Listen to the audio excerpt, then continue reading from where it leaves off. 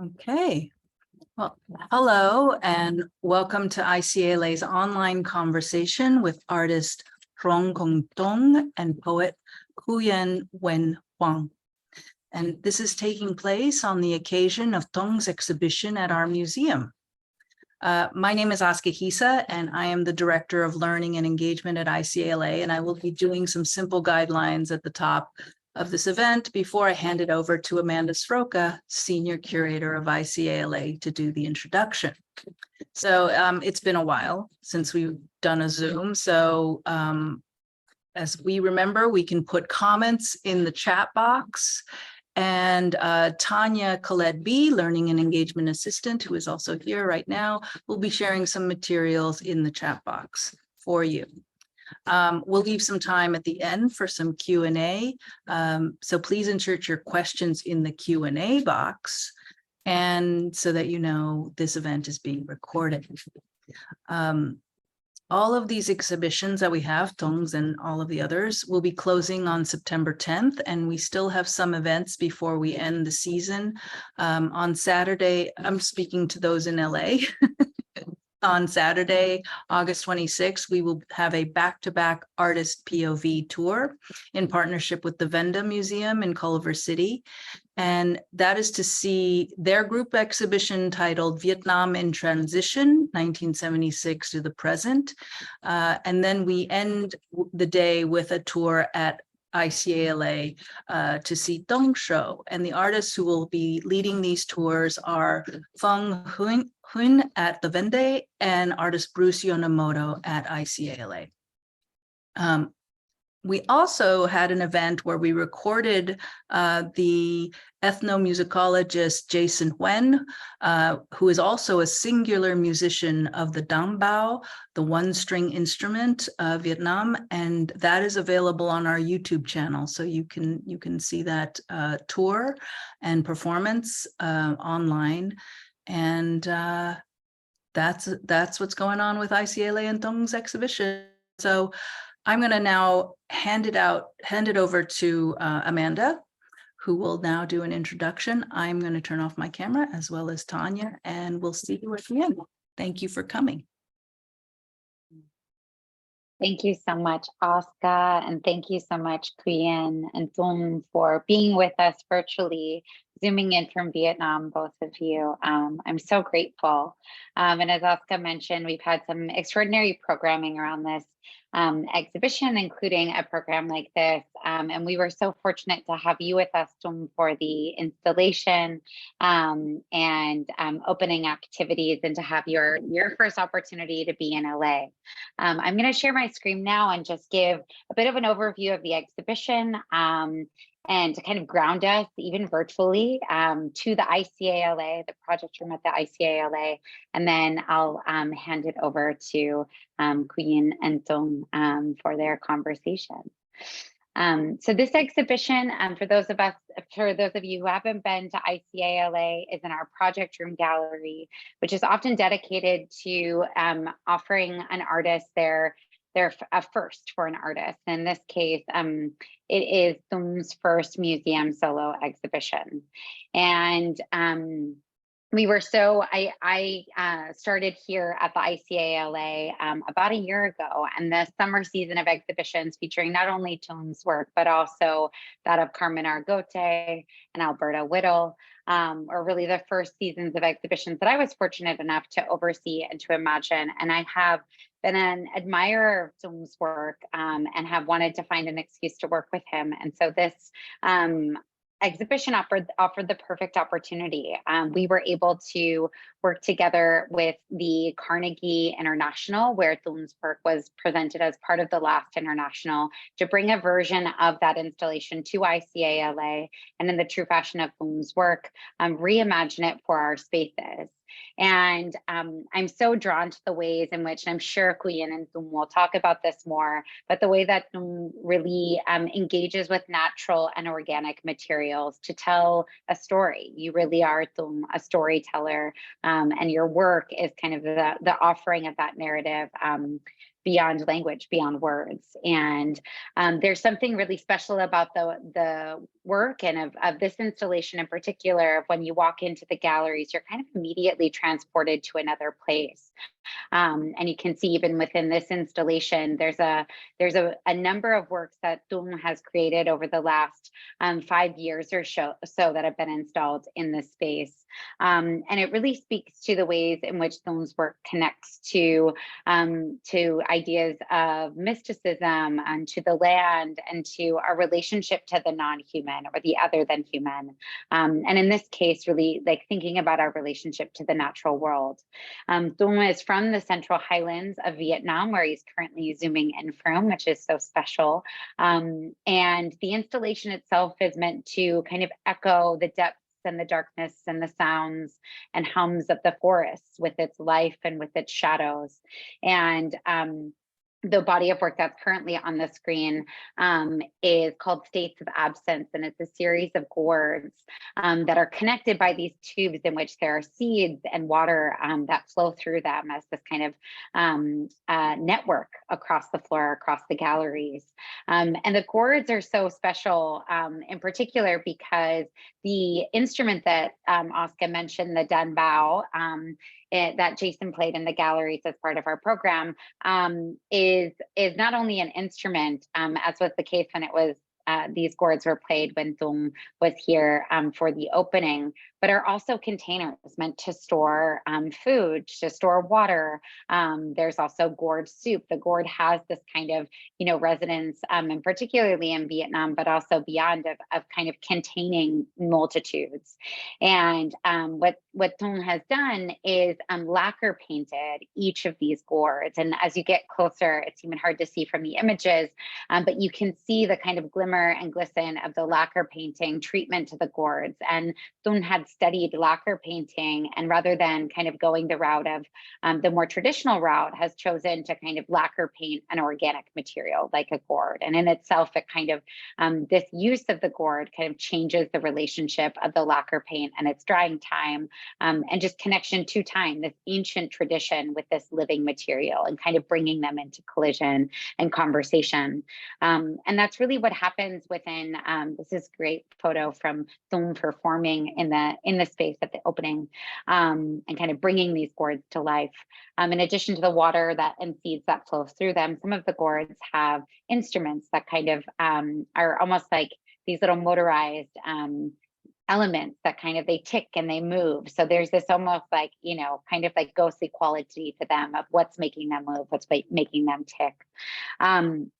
And, I think one of the other things I'll point out that really hits upon a number of the subjects within the show is the video that's on view and projected onto the wall. And you saw the close-up of this animal eye.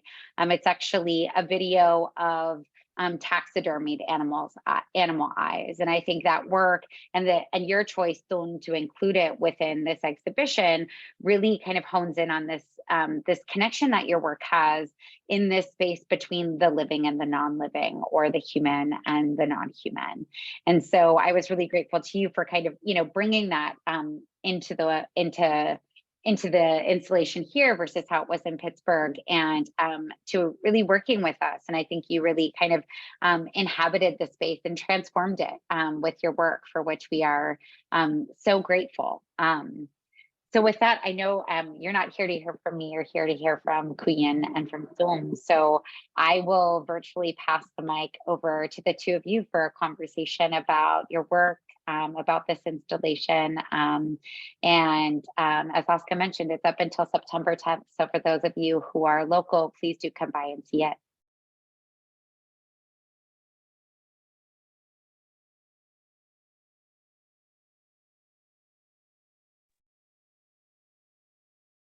I think it's my turn to begin. Thank you, Amanda, for that wonderful introduction. Thank you, Oscar and Tanya, and everyone at ICA for having us and for organizing this event. My name is Quyên Nguyễn-Hoàng. I work predominantly as a writer and translator, but back in 2019, I was working as a curator at a gallery in Saigon in Vietnam, where I first formally worked with Tung, the great artist and also the reason why we've gathered here today. And in that show called The Sap Still Runs, there was a work that Tung made that really moved me. And I've followed his practice ever since. And it was an installation work. I don't have an image, so you have to just bear with my description. It's an installation work made of the trunk and the roots of a rubber tree that's been burned and cut up and abandoned in a plantation in the Central Highlands, where Tung was from, as Amanda mentioned. And this is a very familiar site in the Central Highlands where cash crop trees are often destroyed en masse when the market crashes. And this is just a very bleak reality of plantation capitalism. It's cycles of boom and bust. And Tung had been saving many pieces of trees like this, and with this particular stump of a rubber tree with uprooted roots still attached. He festooned it with garlands, floral garlands made of metal. They're often used in funerals in Vietnam to see off the dead. And he also covered these garlands in a beautiful, very thin shimmer of gold paint. And so there's this arabesque, very intricate patterns of the garlands that created almost like a protective shroud of blossoms around the remains of a tree that had been seared, burned to death, but were now brought back to life in a new and very ritualistic form, at least to my eye. And then at the base of this really exquisite structure, tangle of garlands and tree roots, there are also prayer beads made of wood. And I think they're very similar to the beads that make the curtain that's up right now at the ICA. And the prayer beads were winding all around this structure. And so the whole work just looked like a small shrine that's dedicated to the forests that have been turned into many plantations across the highlands. And so I guess the final thing I'll say about this work, I think it's one of my favorite works by Tung, is so you imagine this great web of materials, right? There's the tree trunk, the roots, the burned gnarly protrusions of a tree, there's the swirling garland, and then there's the winding rosary woven into this web, this net of things.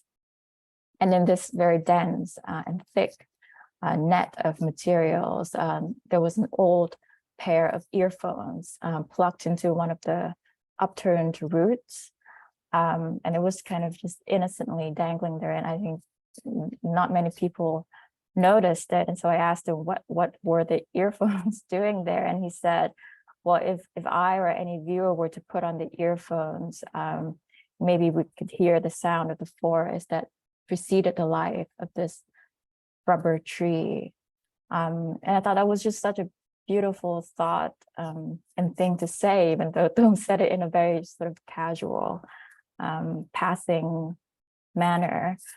But I learned from that very brief comment of his is that we can really turn our mind, direct our mind toward life forms out there, life forms that are very far away and perhaps already gone or long vanished, because their echoes are still nested in the things that we usually deem inanimate, like the remains of a tree or the prayer beads made of wood. And animately, they turn out to still hold a lot of life and a lot of vitality and also a lot of histories in them. And so I think for me to look at the work of Trương Công Tùng is not only to be enchanted by the beautiful appearance of his recreation of found and salvaged materials, but also to be able to hear the crises and the disasters that preceded the life of the work, the riots and the wars of the land, and also the rights, like RITE, the rights and the cosmology of that land. that lived before the work and that still continues to unfurl all around the work and all around the art world as we speak, in very remote, very distant, and very unremembered places. And so, and it's not easy to be able to listen and to be able to hear other lives through an artwork, but I think works like Tong's are powerful invitations for us to start practicing that care and that closeness and sensitivity that's held in the act of listening to a tree or to other lives that are out there, as Tung usually says, absences out there, but also very much here, lives that have gone before us and have enabled us to live and to have this very conversation, in fact. And so on this note of listening, I want to start my dialogue with Tung with the first question about this very topic of sound. In the show, as Amanda mentioned, there's the sound of water and of sand, of gravel and of seeds from Vietnam that are constantly running and bubbling through these tubes that connect these wards that are scattered on the floor very beautifully. And they look and they sound almost like an audible bloodstream or a stream of forces circulating through these living bodies. And there are also the physical appearance of flutes or other instruments made of bamboo in the show, or bells attached to the body of the fruits. And in the performance that Tung made at the ICA, there's also the sound of his own breath. Not a word was spoken, but there was the constant rhythmic sound of breath. And so I would love for Tung to tell us a bit about sound and how this element figures in your practice. It's a medium that's very invisible, but it's also very pervasive. And I'll ask the question now in Vietnamese, and the artist will respond in Vietnamese, and I'll translate it back into English. Tùng, em bắt đầu hỏi bằng tiếng Việt này. Câu hỏi đầu tiên là về âm thanh, và em có nói qua về cái tác phẩm Rễ cây và ngày xưa mà anh có bày ở Sàn Art, và em có nói về cái việc mà người xem có thể nghe hay là cố gắng nghe được âm thanh của rừng hay là của đất khi mà họ nhìn vào tác phẩm của anh, hay họ lắng nghe tác phẩm của anh. Thì như ở trong cái show ở ICA thì có âm thanh, như bạn Amanda có nói, là có âm thanh của nước, của đất, của hạt giống chạy qua những cơ thể của những quả bầu. Và đối với em nó như là âm thanh của một cái dòng máu hay là một cái dòng sinh khí luôn luôn chảy ở trong phòng triển lãm. Ngoài ra thì có âm thanh của sáo hay của các nhạc cụ làm bằng tre, hay là khi mà anh trình diễn là có âm thanh của tiếng thở của anh có thể không nói ngôn ngữ nhưng mà vẫn có âm thanh của tiếng thở. Thì anh có thể nói một chút về bất cứ một suy nghĩ nào hay là cái trải nghiệm nào về âm thanh trong các tác phẩm trước của anh, hay là trong suy nghĩ và thực hành của anh hiện tại. Thì em nghĩ là trong các thực hành của anh thì nó cũng gắn liền với cái bối cảnh mà cái vùng đất Tây Quy mà anh lớn lên khá là nhiều. Bởi vì hồi nhỏ thì anh sống về trong cái khu vực của anh thì dường như là nó không có nhiều những cái âm thanh mà đến từ kiểu máy móc này nọ đâu. Đa phần là anh nghe những âm thanh từ côn trùng và từ những cái tự nhiên rất là nhiều. Nhưng mà khi mà đi lên thành phố rồi thì những âm thanh đó, và bây giờ khi mà quay lại thì những âm thanh đó cũng gần như là nó có thể là có nhiều cái loại âm thanh quá, và mình bị quên lãng những âm thanh khác của cái tự nhiên đi, của những cái con côn trùng, những con bọ nó nói. Anh nghĩ là ngoài cái việc mà những âm thanh mà của con người, những âm thanh mà của máy móc hàng ngày, thì còn có những cái tiếng nói khác. Thì anh quan tâm tới những cái tiếng nói mà mình đôi khi là mình đi qua mà mình bị lãng quên, hoặc mình không nhìn thấy. Thì anh quan tâm tới cái sự vắng mặt của những cái tiếng nói kia. Cái tiếng nói nó có thể là tiếng nói của những cái con bọ, con sâu, hoặc là tiếng nói của những cái linh hồn này nọ. nghĩa là một cái âm thanh nó nằm ngoài những cái khái niệm, những cái mà quan niệm của mình. Xin lỗi. Okay. Em nói đi. Em dịch ha. Tung said that sound was very present to him in his childhood, growing up in the Central Highlands of Vietnam. And then when he was young, it was not usually the sound of machines that he heard, but often just the sound of insects or sounds from the natural world, a more sort of, you know, constant murmur of nature all around him. And like, actually, as you can see from the garden right behind them, this kind of the setting that he grew up among plants, among gardens and farms and lots of forests that are now fast disappearing.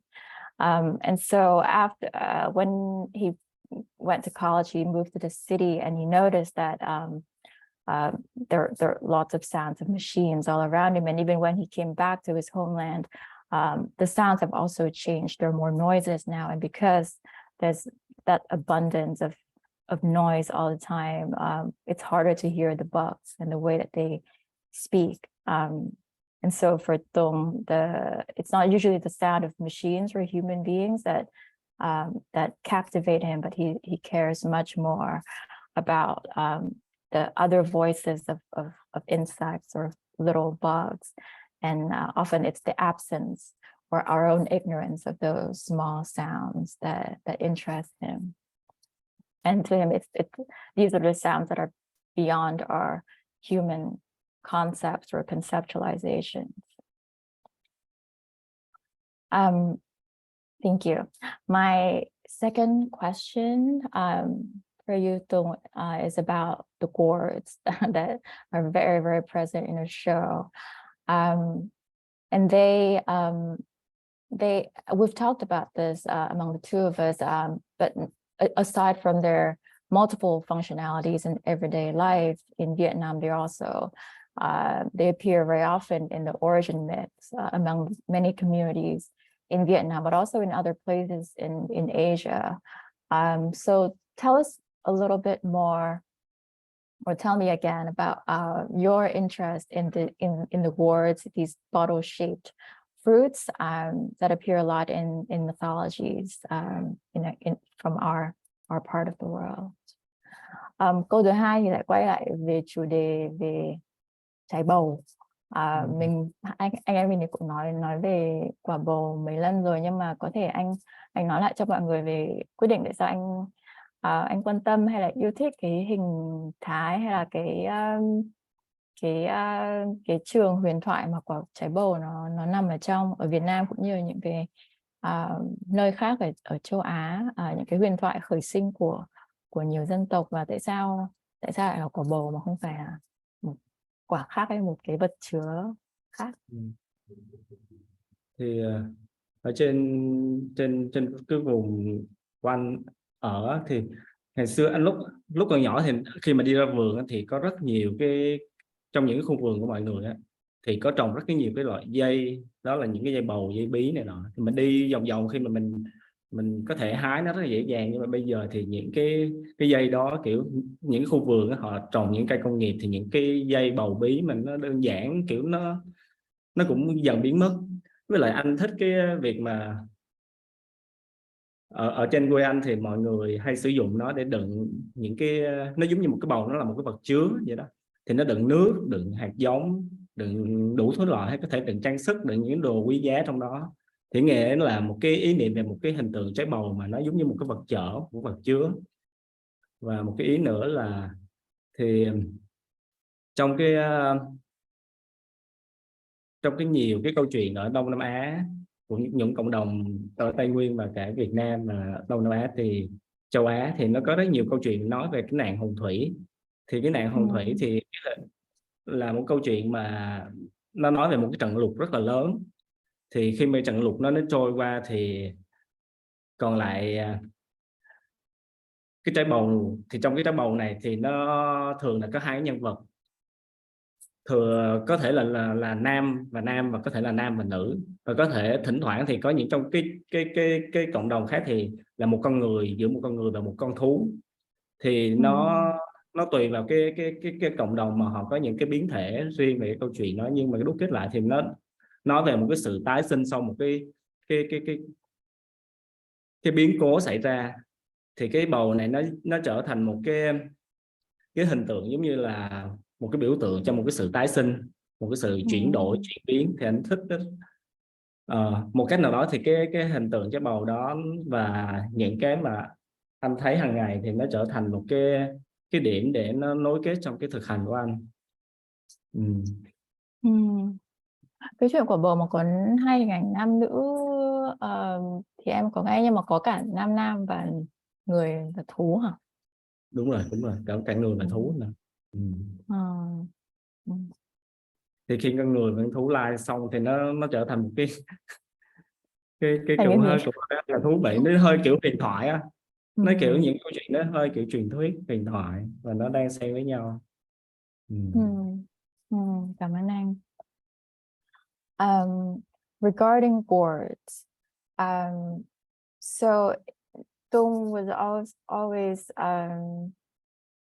interested in the presence of these vines that were grown in many gardens in his neighborhood growing up, and there were not just gourds, but all kinds of pumpkins and calabashes and other vegetations that grow on vines that I don't know the English terms for, but you get the picture of very rich, dense vines in gardens that spread across the hillsides of the Central Highlands. And fast forwarding to now, because people have turned to growing lots of cash crops, so these beautiful curls of vines have, similar to the forest, have also disappeared very quickly. So that's one of the reasons why Tung is interested in the gourds, in the way that they're connected through these vines, and the simplicity of that, and how it's disappearing now in the land. The other thing is that gourds are, as some of you already know, they're used as containers, everyday containers for seeds, for water, but also women can use them to contain, to hold their jewels or precious things. So they're just very multifunctional. And the idea that a fruit, an organic body, can be a lifelong vessel throughout a human life is also something that Tung thinks about. And the final thing about gourds is that they figure a lot in the myths of the Great Flood throughout Southeast Asia. And Tung said that usually it's when these great floods happen, these great sort of catastrophes happen, that a gourd comes up. And in the gourd, there are usually two entities. It can be a couple of, as in a man and a woman. And these will be the kind of the originary parents of a new community, a new village, a new nation. But in some other gourds, there can also be a pair of two men, or also a pair of one human and one animal. So it's the sort of interlinkages of different beings that happen in the sports that facilitate a kind of rebirth of a community after a great disaster or a great event or incident. And for an artist who's interested in transformation, the gourds as symbols of rebirth, it's something that's quite powerful and mythologically interesting to his practice. Câu thứ ba này, sắp hết rồi, còn 4 câu rồi. Câu thứ ba là về Xuân Mai. Ôi, nhưng mà em phải hỏi tiếng Anh trước, sorry. So the third question is about lacquer and Tung's lacquer, Vietnamese lacquer painting practice. He studied this in college. He was trained in lacquer painting and has been returning to lacquer painting, and also these words that you see in the show are also covered in layers and layers of this organic sap. That's the material for lacquer painting. So Tùng, please tell us a bit more about why you chose or happened to study lacquer painting in college. Tell us a bit about the process for those of us who are not too familiar with Vietnamese lacquer painting. And tell us also about the element of unpredictability or unknowability in the process of making a lacquer painting, because one can't even see or imagine the final picture until the very end, because you have to grind and rub and burnish away for so many times across months and sometimes years to get to the final picture. And it contains only the traces of the dozens of layers of lacquer that have been applied. So talk to us a bit about lacquer. Em hỏi về sơn mài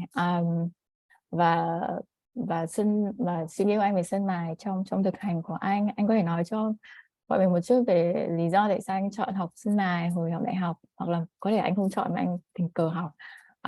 Anh có thể nói một chút về quá trình làm việc với sơn mài cho một số người mà không quen thuộc lắm với chất liệu này, và ngoài ra thì anh có thể nói về cái tính bất định hay là cái tính mà mình không dự đoán trước được khi mà mình vẽ một bức tranh sơn mài, về quá trình mài qua thời gian, và khi mà cái tác phẩm nó ra thì nó gây bất ngờ cho cả chính cái người đã tạo ra nó.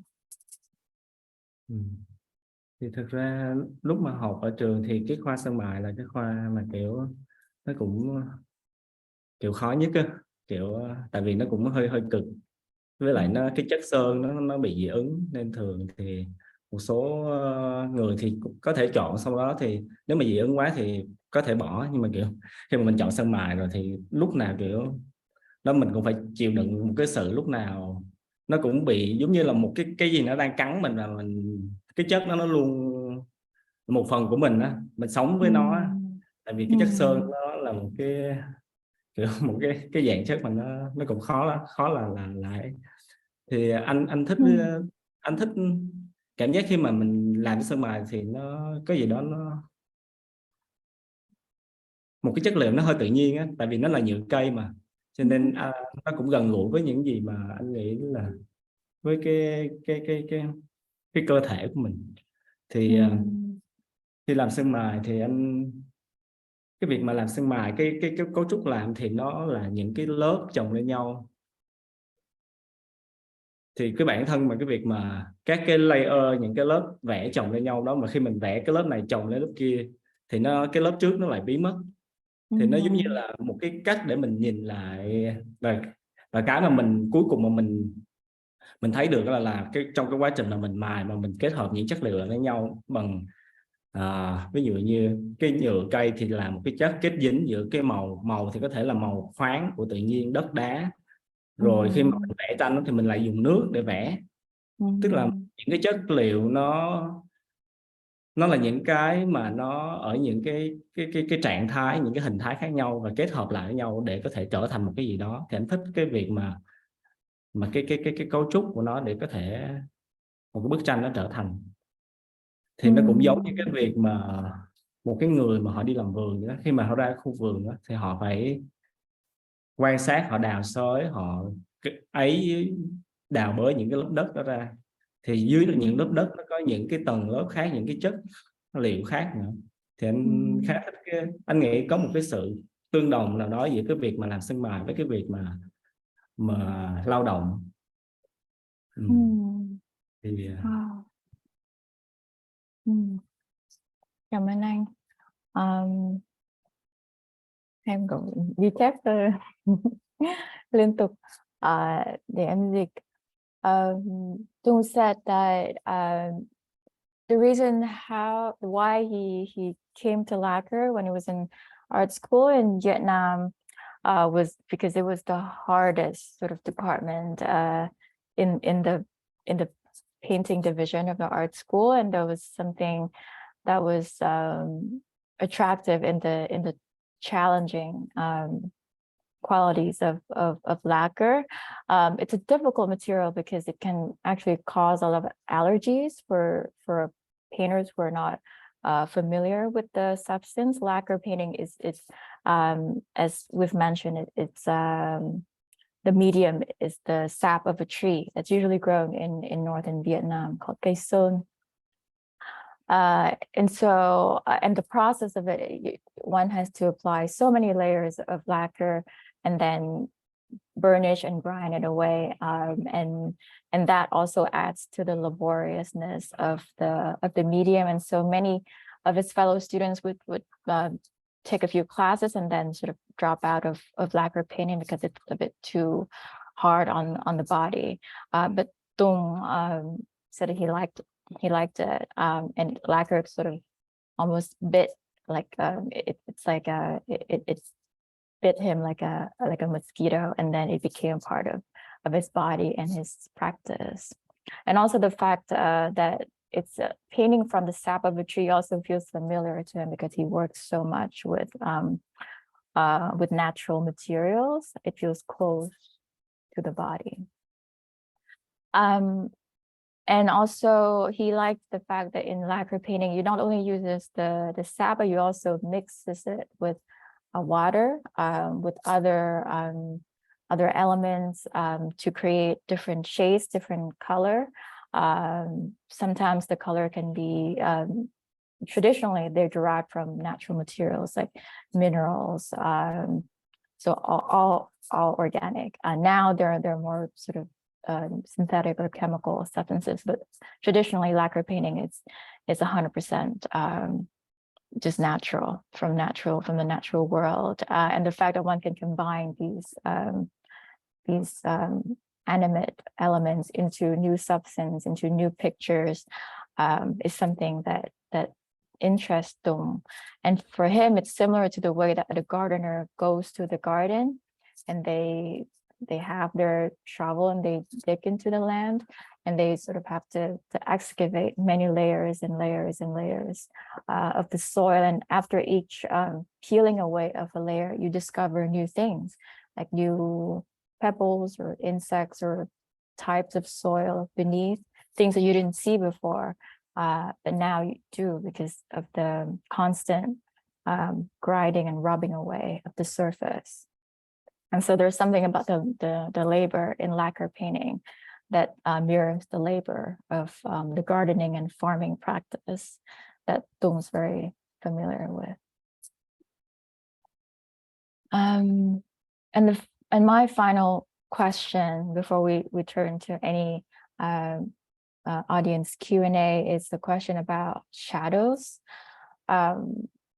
Shadows is it's a word that appears a lot in the titles of your work, Tung, and they also figure physically substantially in the material presentation of your works. Usually the rooms where you show your works, the ones that I've seen in Vietnam and also those in the US, they usually have a lot of darkness deliberately there. And then there's also a very conscious play of light, and the projections of your videos and your screens, for example, often generate these rainbow-like reflections on the wall. So there's always a kind of interplay between brightness and darkness. And so when one walks into your show, it does feel like almost walking in a dream or some kind of illusions from the underworld, or maybe it's an other world, a very inexplicable world that's different, it's separate from this plane of reality. So to sort of close out our conversation this morning for us and evening for those in LA, tell us a bit about your feelings in light and also in shadow. Câu cuối cùng mà em hỏi anh trước khi mình mở ra cho nếu mà có ai khán giả muốn hỏi anh, câu khác là về bóng tối. Bóng tối xuất hiện nhiều trong tiêu đề tác phẩm của anh và cũng xuất hiện một cách vật lý ở trong cách mà anh trình bày tác phẩm ở trong không gian. Có bóng tối và cũng có ánh sáng, có những chơi đùa và tính toán và nghịch hay là sáng tạo về ánh sáng qua cái cách mà những cái phóng chiếu của video hay màn hình tạo ra những cái cầu vồng hay những vầng hào quang ở trên tường chẳng hạn, thì nó tạo ra những cái hiệu ứng mà mọi người xem cảm giác như mình đang đi trong một giấc mơ hay là đi trong ánh sáng hay là bóng tối của một huyền thoại, hay là cảm giác như là một cuộc đi ở trong ảo giác. Thì anh có thể nói một ít cho mọi người về suy nghĩ về bóng tối cũng như hoặc là ánh sáng. Thì anh nghĩ cái này cái việc mà anh làm với cái bóng thì nó chắc cũng là xuất phát từ cái bối cảnh mà anh lớn lên rất là nhiều. Thì với lại chắc là tại mình sợ bóng tối, hồi nhỏ sợ ma lắm, tại vì ở đây nó không có điện.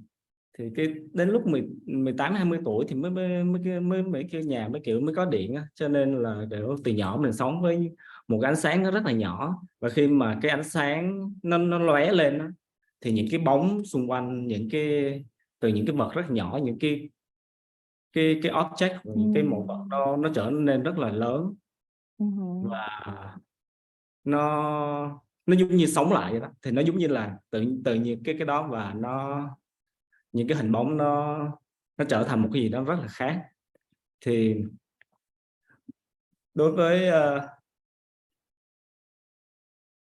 với anh, trong thực hành của anh thì anh thường, thứ nhất là nó đến từ nhiều nguồn. Thứ nhất là một cái gì đó nó trải nghiệm cá nhân. Thứ hai là nó đến từ một cái trải nghiệm nó đến từ những cái nguồn khác, ví dụ như những cái câu chuyện của những cái cộng đồng ở đây, về những cái quan niệm về cái việc mà ánh sáng và bóng tối. Thì đối với những cái cộng đồng mà anh sống trong cái khu vực của anh sống, thì nó là cộng đồng người Chai, thì có rất nhiều câu chuyện nó nói về những cái bóng và những cái linh hồn. Thì trong cái quan niệm của người Chai và cái người Tây Nguyên á, thì cái thế giới đêm á, thì là một cái thế giới giống như đó, và cái đó chính là cái thế giới mà thật sự, cái thế giới của cái thế giới của tinh thần, thế giới của những cái bên trong của con người nó được trở thành khác. Tại vì thế giới ngày thì thế giới giống như là những cái hoạt động sinh hoạt của vật chất, còn cái thế giới đêm chính là khi mà cái bếp lửa nó được thắp sáng, hoặc là một cái ngọn nến nó được đốt lên, thì mọi người ngồi xung quanh và bắt đầu kể những câu chuyện, và bắt đầu những cái câu chuyện của quá khứ, của tổ tiên, của những cái khác nó được trở thành. Thì em dịch cái đó trước đi. Ok, em dịch xong rồi anh có gì nói thêm thì anh có thể chia sẻ tiếp. As for shadows, again, the theme of shadows brings us back to the Central Highlands, the homeland of the artist. And it began with the childhood fears of the dark. He was very afraid of ghosts as a child. And there was no electricity in the Central Highlands. In fact, not until he was about 20 years old. So he lived for a long time among very small sources of light. And when there was a light that came on in the night, the shadows of even the tiniest objects became huge. And so things were transformed and became different. And also the communities, the Jirai communities that Tung lived among, also had a lot of stories about shadows connected to the soul. And in fact, for them, it's the night when the real happens. And in the daytime is for work, for the world of materialities. But the world of the spirit unfurls in the night. It's where the inner becomes transformed.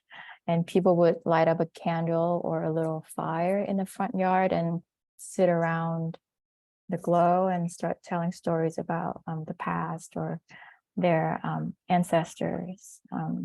So in the dark, in the night, things become very much alive.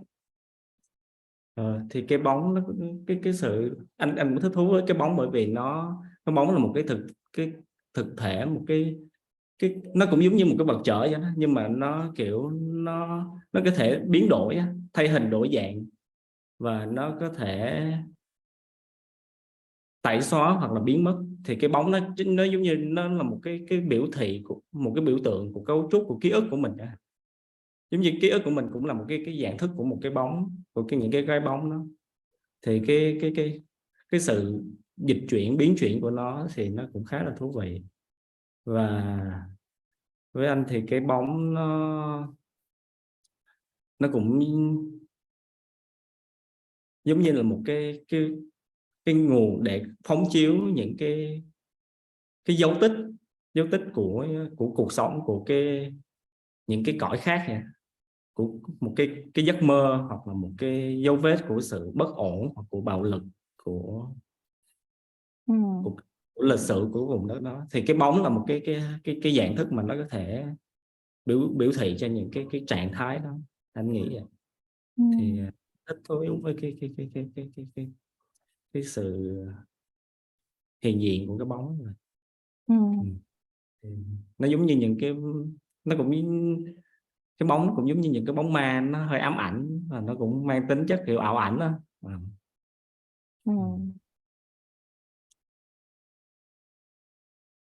And the last thing about shadows is that they can also be containers or vessels, just like the gourds that we talked about. But there are vessels that can shift their shape. They can disappear or change forms very quickly. They're sort of out of our control. And in a way, the shadows are very similar to our own memory, the substance of human memory. To Tung, it's very similar to the material of shadows, and they transform all of the time. And it's into these shadows or into these memories where one can project the dreams or the violences or the unrest of an individual or an entire community. And so shadows for Tung, similar to ghosts, they're sort of kind of an obsession almost. One sort of fall into their field of energy and their charm, the charm of darkness and of ghosts. And with that, our dialogue will, between the two of us, will close for now. And I wonder if there are questions from the audience, or anyone from ICA would like to ask the artist a question. This is a very rare opportunity. Tung doesn't speak very often. So this is Oscar. I'm not putting on video, but there is a question in the Q&A box. Can you see it? It's in Vietnamese. Oh yes, Jason. I wonder if it's the Jason who played the danbo. I believe so. Hello Hey. Jason. Tùng dĩ nhiên là có sự gần gũi với môi trường, với thiên nhiên, và nó đã cho Tùng cái quan điểm đặc biệt. Khi Tùng đem con mắt đó vào thành phố thì Tùng nhìn thấy những gì? Tùng có cảm thấy như cái nhìn của mình khác với dân thành phố hay không? Em sẽ dịch câu hỏi này sang tiếng Anh cho các bạn, và nếu anh bấm vào cái phần Q&A thì anh cũng có thể nhìn thấy câu hỏi của bạn là Jason Nguyễn. So Jason's question is, it starts with a comment about Tung's closeness with the environment and the natural world, which has given Tung a very special point of view.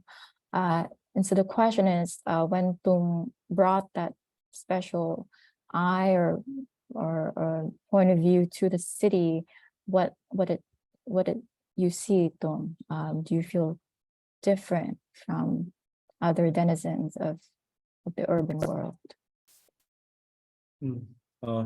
Cảm ơn câu hỏi của Jackson. Thì tôi nghĩ là thật ra nếu mà tôi không lên thành phố thì cũng không có nhận thấy những cái gì mà mình có khi mà mình sống ở một cái vùng đất khá là đặc biệt.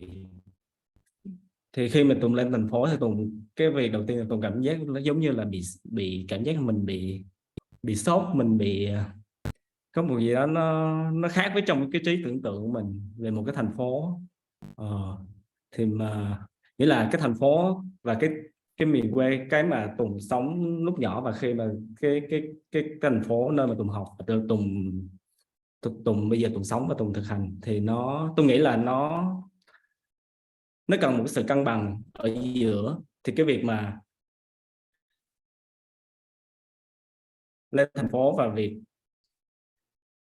có một cái thời gian sống ở vùng quê thì nó là một cái, đối với Tùng thì nó là một cái điểm mà cực kỳ quan trọng đó. Giữa cái việc mà ở giữa cái này và ở giữa cái kia thì nó cho mình một cái trạng thái, một cái nhìn về cái việc là mình đã có cái gì và mình tại sao cái tự nhiên và những cái sự phát triển, những cái sự hiện diện của hai cái nó cần. Thì giống như là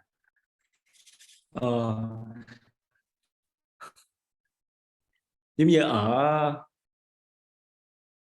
như có một câu chuyện nó nói về cái vùng đất Tây Nguyên này. Thì ngày xưa đối với vùng đất Tây Nguyên này là một cái vùng mà gọi là văn minh thực vật, thì nó chia ra cái việc mà cái văn hóa rừng, và khi mà cái khu rừng là một cái nơi mà con người ít không có đụng vào, và thường mà để người ta sử dụng thì người ta phải lấy một cái phần của rừng đi và người ta lập thành làng và lập thành những cái khu vườn.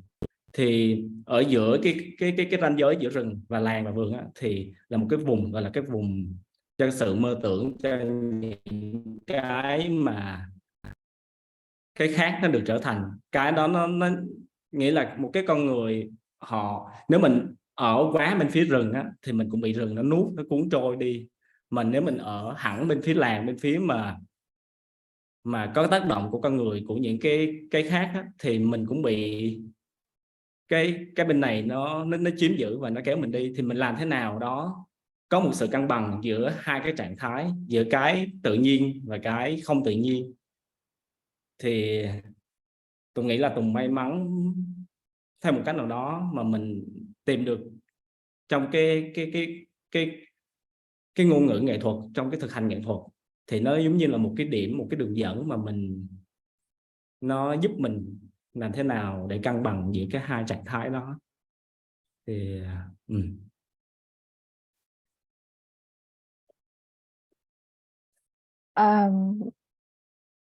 Tùng said that without having moved to the city, he wouldn't have known what it meant to have grown up in the Central Highlands.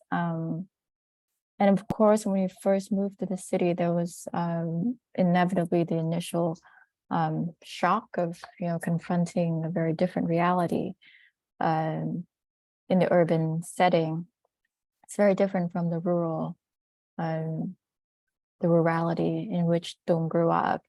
And yet for Tung, the way I understand his response is that there's, for him, there's not so much a decision or a distinction between which one is perhaps superior or better, but in fact, it's important for him to strike a balance between the two sides of his world, the more natural or formerly natural landscape of the Central Highlands, and the more modernized, mechanized, technologized setting of the city, where he went to school, where he was educated, and it's also where he lives and works now. And so it's this move to the city that enabled him to understand the meaningfulness of his homeland. And in fact, in the very civilization of many communities of the Central Highlands, this balance for Tung is also an important thing to sustain, because there's also a kind of division between the forest world, where there's savage creatures and dangers, and then there's the village and the gardens and the farms where humans cultivate their community and their life and their livelihood. And if one is too much sort of sucked into the forest world, there's the risk of being entirely swallowed up by the forest. But of course, if one is, kind of spends their entire life in the village and never goes anywhere, then that's also a kind of imbalance of being too occupied with a village and domestic or life or making one's livelihood. And so even within the communities in the Central Highlands, there's also a delicate balance that for Tung, it's ideal if it can be sustained between the extremely natural world and what it's more unnatural, or I guess more human. And it's art that helps him to find this balance point.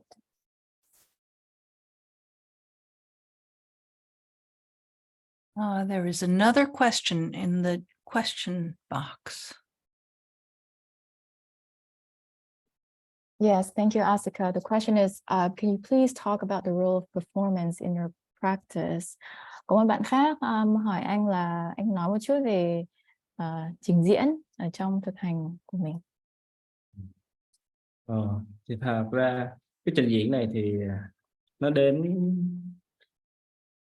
trước cái ngày mà anh làm cái quyết định làm cái trình diễn này á, thì ở trên Tây Nguyên nó xảy ra một cái vụ việc mà là những cái cộng đồng ở trên này họ có một cái cuộc nổi dậy nhỏ. Thì chắc Quyên cũng biết về cái cuộc nổi dậy đó. Thì thật ra những cái vấn đề này nó đến từ rất là nhiều cái, nó đã là một cái sự tích tụ từ những cái thời gian rất là lâu rồi.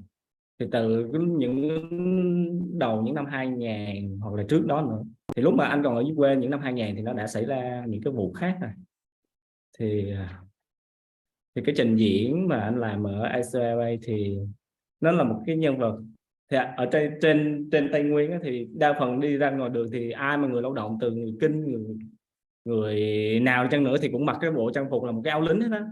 Nghĩa là khi mình đi ra đường đi làm đồng thì ai cũng trở thành giống như một cái đội quân, nhìn vô mọi người tưởng là một cái đội quân đang hoạt động ở đó. Thì cũng kiểu ai cũng mặc cái bộ đồ mà kiểu những cái đồ lính này thì nó đến từ nhiều nơi khác nhau á, từ Hàn Quốc rồi từ những cái nó khác nó nhập về, thì khá là nhiều cái bộ đồ và người lao động họ mặc họ đi làm. Thì trước cái ngày mà anh quyết định làm đó thì ở Tây Nguyên nó xảy ra cái việc đó. Thì trong cái trình diễn anh hóa thân thành một cái nhân vật. Thì anh này ảnh với cái đầu tóc mà không thể nhận dạng được đó là nhân vật, đó là thuộc cái cộng đồng nào, thuộc người nào. Nghĩa là anh không có muốn sự hiện diện của cái nhân dạng đó, chỉ là thông qua một cái hình ảnh của một cái, còn lại là cái áo thôi. Và anh ta thì trong cái buổi trình diễn đó thì anh đi vòng, anh tương tác với những cái âm thanh này. Thì cái tương tác cuối cùng thì anh muốn nói về một cái ngôn ngữ mà một cái tiếng nói nó bằng một cái âm thanh, một cái tiếng thở của cơ thể. Thì giống như là làm thế nào để mình có thể nói, giống như là để giống như là làm thế nào một cái mình hiểu một cái ngôn ngữ khác, một cái tiếng nói khác, mà nó không cần phải vượt qua những cái ngôn ngữ kiểu thông thường á, ngôn ngữ kiểu mình sử dụng hàng ngày bằng những cái ngôn ngữ tiếng này tiếng kia. Thì có một cái ngôn ngữ khác mà anh nghĩ là dù cứ là cộng đồng nào, dù nhóm người nào, thì nếu mà mình thật sự muốn hiểu thì mình cũng có thể hiểu được. Hoặc là mình không muốn hiểu thì anh muốn dùng một cái ngôn ngữ bằng âm thanh, thì anh ta đi vòng mà nó sử dụng cái tiếng của cái hơi của mình và thổi qua một cái kèn hoặc một cái nhạc cụ gì đó để có thể tương tác. Thì trong cái buổi trình diễn ở ICA thì anh ấy về những cái đó, những cái điểm đó.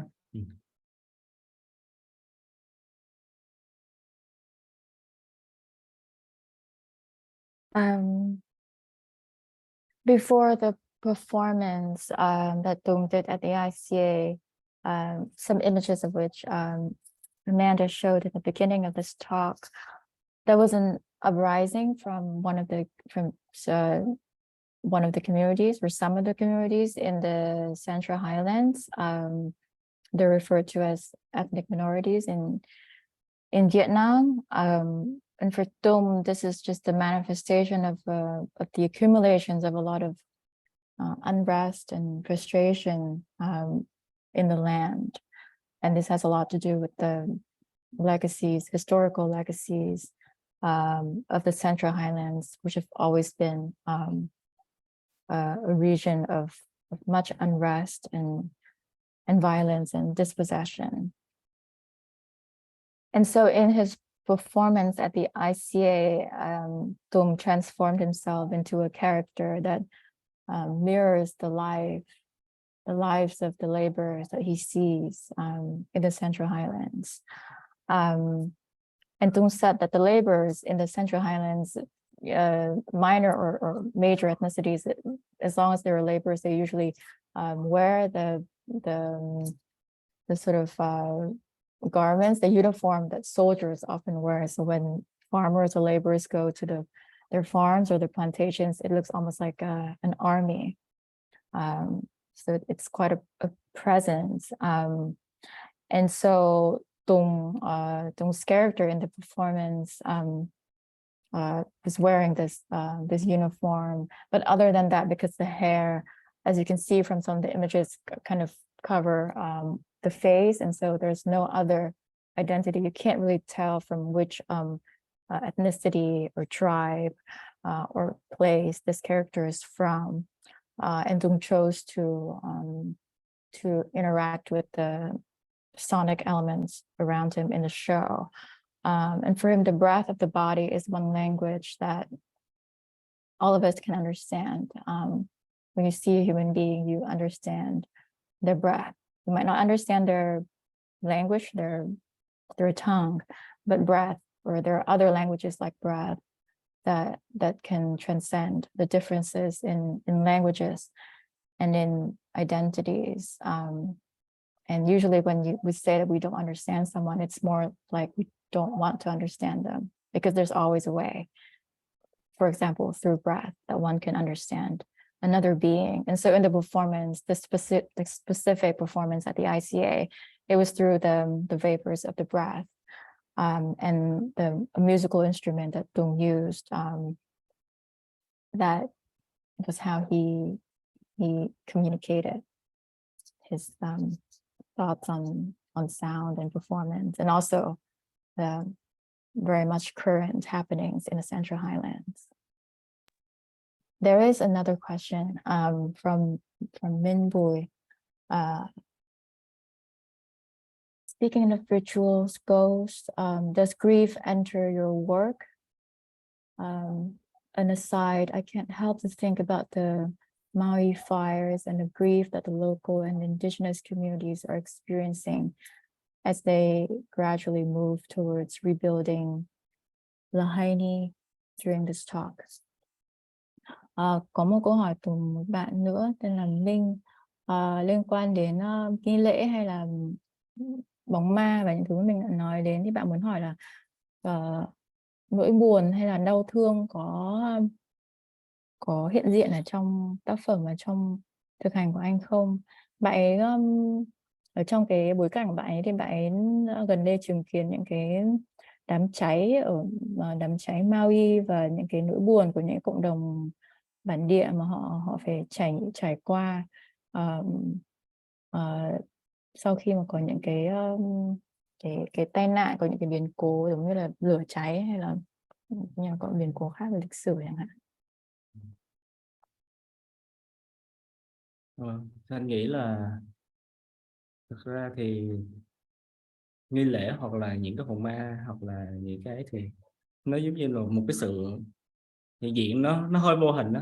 Anh nghĩ là trong cái vô hình thì tất cả đều gắn bó với nhau theo một cách nào đó, nghĩa là nó đều hiện diện, nó đều kết nối, nó đều, dù là nó ở nơi này hoặc nơi kia, hoặc ở một trạng thái này trạng thái kia, nhưng mà nó đều luôn có một cái sự nối kết.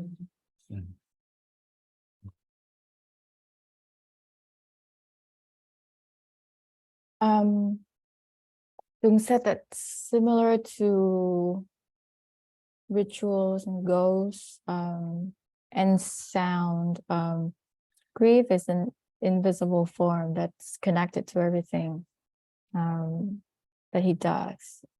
So there is an interconnection that inevitably includes the invisibilities, including the sort of note on mourning that you asked about.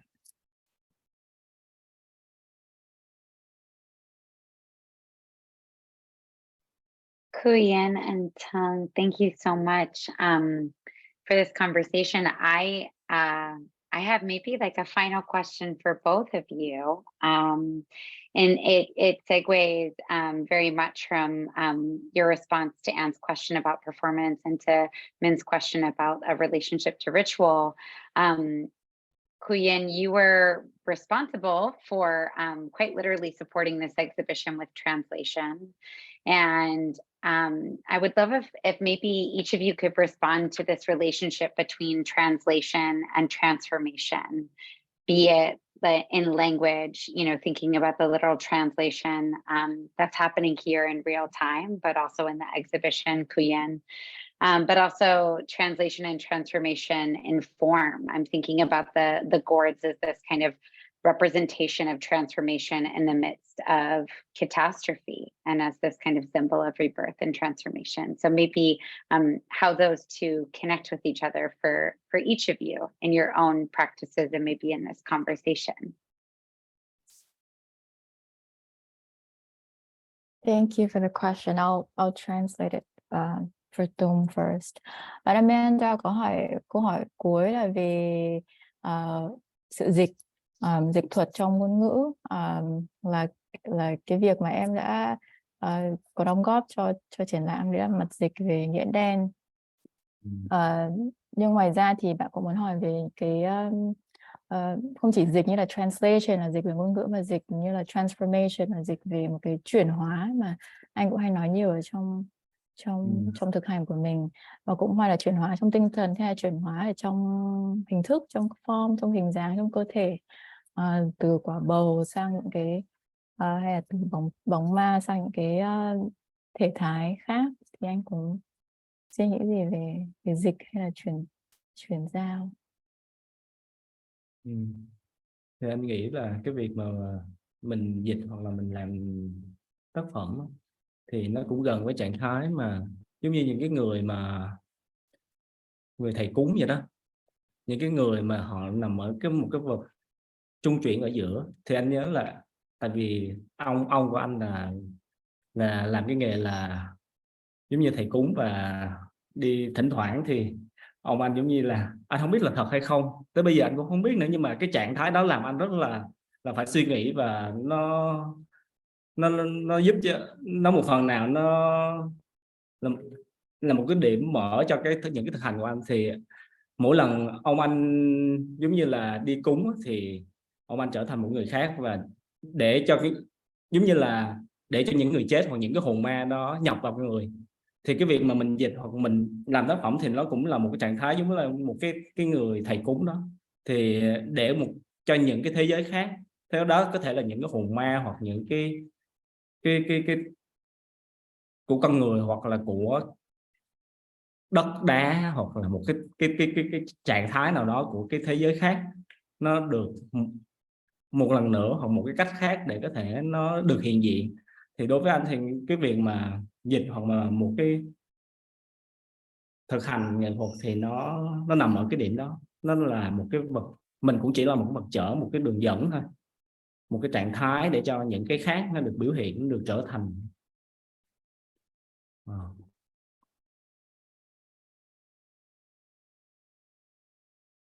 Tung said that for him, making art has a lot to do with this sort of translation mode in mind. He thinks a lot about humans that are in between, humans that are kind of vessels in themselves. And it has a lot to do with the fact that his grandfather was, I don't really know the exact English term for it, but it's similar to like a shamanistic figure in the village where he would perform ceremonies to heal certain people, or to allow the dead to speak to the living, or to allow the soul to be able to transfer to a more peaceful place. And so in the ceremony, a figure like his grandfather is someone who allows the dead or the ghost to possess him, or allow other worlds to possess him, or to allow other materials like the soil or minerals, or just other beings in our lives to enter him.